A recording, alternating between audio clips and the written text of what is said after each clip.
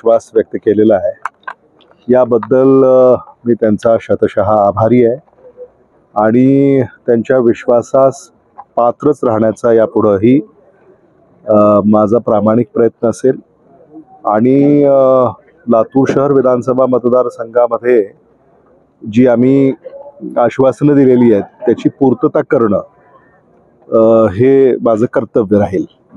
खूप कमी मताधिक्य तुम्हाला मिळाले, म्हणजे गेल्या 3 निवडणुकांमध्ये जे मताधिक्य होतं तुमचं कमी झालंय, काय कारण आहे वाटतं तुम्हाला?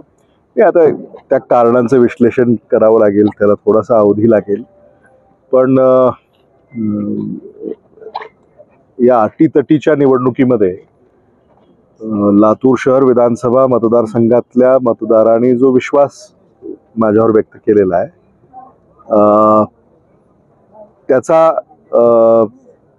आदर या निमित्ताने मी व्यक्त करतो. कारण शेवटी कसं असतं की मतदार जेव्हा मतदान करतात आणि जय पराजय हेच शेवटी महत्त्वाचं असतं, त्यामुळे त्यांनी मला विजयी केलं हे आजच्या दिवशीचं महत्त्वाचं, त्यामुळे त्याबद्दल मी त्यांचा आभारी आहे. महाराष्ट्रामध्ये महाविकास आघाडीला जो निकाल लागला आहे ते अपेक्षित होतं हे असं? नाही, महाविकास आघाडीचा जो पराभव झालाय तो म्हणजे आमच्या आकलनाच्या पलीकडचं आहे, त्यामुळं नेमकं काय झालं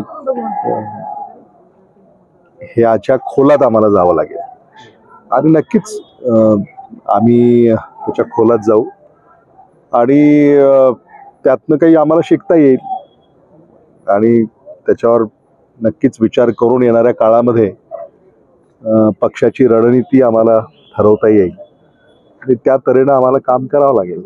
इतकं मोठं पक्षांतरमध्ये पक्ष फोडाफोडी झाली, शिवसेना फुटली, राष्ट्रवादी काँग्रेस फुटले, त्याच्यानंतर खूप मोठा अंडर करंट आहे, लोकांमध्ये नाराजी आहे, अशा पद्धतीचा सुद्धा प्रचार झाला. लोकसभेमध्ये मोठं यश मिळालं, मग विधानसभेत कुठं चूक झाली असं वाटतं? कारण तुम्ही राज्यभर प्रचार केलेला आहे. ते अगदी बरोबर आहे. आम्हाला तर म्हणजे हा जो निकाल आहे तो मला असं वाटतं की महाविकास आघाडीपेक्षा महायुतीला धक्कादायक आहे.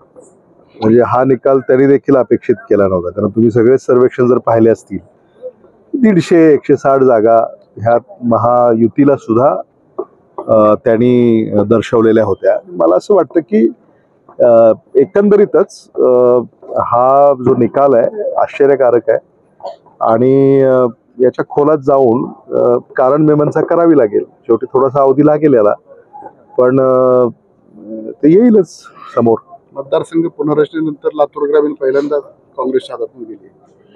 नाही, आता त्याच्यामध्ये सुद्धा ते काठावर आम्हाला तिथं पराजय पत्करावा लागलाय आणि त्या संदर्भामध्ये सुद्धा आम्ही